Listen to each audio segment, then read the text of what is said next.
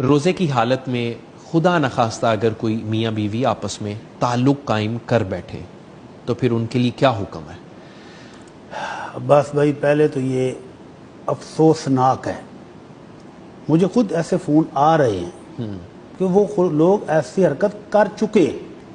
لا حول ولا انا للہ و انا الیہ راجعون۔ ایک مسلمان جو بڑی شدت سے انتظار کر رہا ہوتا ہے کہ رمضان کب آ رہا ہے، رمضان کب آ رہا ہے، چاند دیکھنے کے لیے کتنی کوششیں ہم نے کی، چاند نظر آنے کے بعد ایک مسلمان کا پورے مہینے کا پلان بن چکا ہوتا ہے کہ میں نے اب دن کو روزہ رکھنا ہے، رات کو تراویح پڑھنی ہے، قرآن کی تلاوت کرنی ہے، اذکار کرنے۔ تو یہ جو میاں بیوی کی تعلقات ہیں، اللہ تعالیٰ نے اس کی خاص اپنے فضل و کرم سے ہمیں رات کے وقت اجازت دے دی۔ الحمدللہ۔ پہلے یہ پابندی تھی۔ اچھا، پہلی قوموں کو اجازت نہیں تھی؟ پہلے قوموں کو پابندی تھی، اور ابتداء میں اسلام میں بھی یہ پابندی رہی۔ اوکے۔ اور پھر اللہ رب العزت نے اجازت دے دی کہ افطاری سے لے کر سحری تک کا جو درمیان کا وقت ہے، میاں بیوی اپنی فطری شہوت، اپنی خواہش کو پورا کر لیں۔ صحیح۔ تو یہ اچھا خاصا پی جائے، تقریباً برابر ہی ہے۔ جی جی جی۔ تو 10-11 گھنٹے اس فطری خواہش کو پوری کرنے کے لیے اللہ رب العزت نے اجازت دے دی۔ سبحان اللہ۔ اس سب کے باوجود اگر کوئی شخص یہ کام دن کے وقت روزے کی بے حرمتی کرتے ہوئے کرتا ہے تو یہ نہایت افسوسناک ہے، ایسا نہیں ہونا چاہیے۔ لیکن اگر کوئی انسان اپنی فطری خواہش اس پر غالب آ گئی، جی بالکل، سفر پر گیا ہوا تھا، واپس آیا، نہیں برداشت ہو پایا، یہ کر گزرا یا ذہن میں نہیں رہا، کوئی بے خیالی ہو گئی، بھول گئے، تو یہ اس کا پھر جرمانہ بہت سخت ہے، اس کی سزا بھی اللہ نے بہت سخت رکھی ہے۔ اللہ کے رسول صلی اللہ علیہ وسلم کے دور میں بھی ایک واقعہ ملتا ہے ایسا، ایک صحابی آئے اور آ کر کہتے کہ اندر الفاظ پر غور کریں کہ ان کو یہ کام کرنے کے بعد ندامت اور شرمندگی کتنی ہے۔ الفاظ کیا ہیں؟ ہلاک تو یا رسول اللہ، اللہ کے رسول میں ہلاک ہو گیا۔ تو آپ نے پوچھا وہ ما اہلک کا، تمہیں کس چیز نے ہلاک کر دیا ہے؟ تو کہنے لگا اللہ کے رسول میں روزے کی حالت میں اپنی بیوی سے ہم بستری کر بیٹھا ہوں۔ تو یعنی وہ بھی سمجھ رہا ہے کہ یہ اتنا بڑا جرم مجھ سے ہو گیا ہے کہ گویا میری دنیا اور آخرت گئی۔ تو اللہ کے رسول صلی اللہ علیہ وسلم نے پھر اس کا کفارہ، یعنی روزہ اتنی عظیم عبادت کہ اس کی بے حرمتی اگر جان بوجھ کے نہیں کی، انجانے میں بھی ہوئی ہے تو جرمانہ کتنا سخت ہے؟ جرمانہ تب بھی ہے، تب بھی ہے۔ آپ نے پوچھا کیا تیرے پاس ایک غلام آزاد کرنے کی طاقت ہے؟ ایک غلام، 10,000 درہم قیمت تھی نبی علیہ السلام کے دور میں ایک غلام کی، 10,000 درہم۔ اور ایک درہم جو ہے یہ تقریباً 3 گرام چاندی کا ہوتا ہے، تو 10,000 مین 3 کلو چاندی۔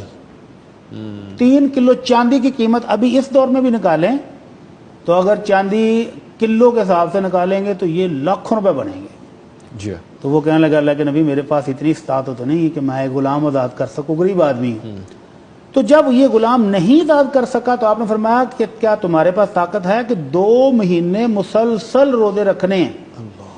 رمضان کے بعد اس ایک روزے کا کفارہ 2 ماہ کے مسلسل روزے۔ مسلسل کا مطلب یہ ہے کہ اگر درمیان میں ایک ناغہ ہوا تو پھر 0 سے شروع۔ اوکے، صحیح صحیح۔ کہنے لگا اللہ کے نبی میرے سے تو یہ ہے جسمانی طاقت ہی نہیں ہے اتنی کہ میں 2 ماہ کے مسلسل روزے نہیں رکھ سکوں گا۔ وہ تو 3 ماہ ہو گئے نا، رمضان المبارک کے بھی پورے کرے گا، تو وہ جب اس پر بھی وہ طاقت نہیں رکھا تو پھر تیسرا آپشن بتایا۔ ہمارے ہاں بدقسمتی سے ہمارے معاشرے میں یہ تیسرا آپشن سب سے پہلے بتایا جاتا ہے۔ اچھا جی۔ تو لوگ اس کا پھر ناجائز فائدہ اٹھاتے ہیں، رمضان کی بے حرمتی کرتے ہیں اور 60 مسکینوں کو کھانا کھلا دیتے ہیں۔ 60 تو یہ ان کے لیے بڑا آسان ہے کہ ایک دیگ چاول پکوائے اور بانٹ دیے، لو جی کفارہ ہو گیا۔ تو یہ سزا ترتیب وار ہے۔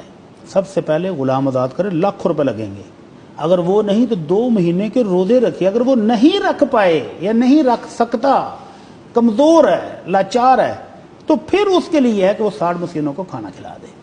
صحیح صحیح۔ تو 60 مسکینوں کی ترتیب سب سے پہلے نہیں ہے۔ ہمارے ہاں فتوے میں دیتے ہوئے لوگ ایک دوسرے کو بتا دی یار تم 60 مسکینوں کو کھانا کھلا دو بس ٹھیک ہے، ایسا نہیں ہے۔ یہ تیسرا اور آخری آپشن ہے جب پہلے 2 نہیں کر پائے، تاکہ اس کو آئندہ ساری زندگی احساس رہے، یاد رہے کہ یہ روزہ عبادت ہے۔ اور اس میں ایک بات اور بھی، کیا؟ کہ یہ خالی مرد پر نہیں ہے۔ اچھا، وہ دونوں رکھیں گے۔ اگر بیوی بھی اس رضامندی سے شامل تھی اس کام میں تو پھر دونوں کو یہی جرمانہ ہے کہ ایک غلام آزاد کریں یا 2 مہینے کے روزے رکھیں یا پھر 60 مسکینوں کو کھانا کھلائیں۔ اور اگر بیوی مجبور تھی، خامد نے مجبور کیا ہے، تو پھر اس اکیلے پر جرمانہ ہے۔ صحیح، تو یہ اتنی سخت سزا کیوں ہے کہ اللہ رب العزت کی وہ محبوب عبادت جس کا اجر و ثواب اس نے فرشتوں کو لکھنے کی اجازت بھی نہیں دی کہ میں خود دوں گا، خود اپنے پاس رکھا۔ اس کی جب بے حرمتی کی ہے تو پھر سزا بھی بہت سخت دی ہے۔ اللہ اکبر، اللہ اکبر۔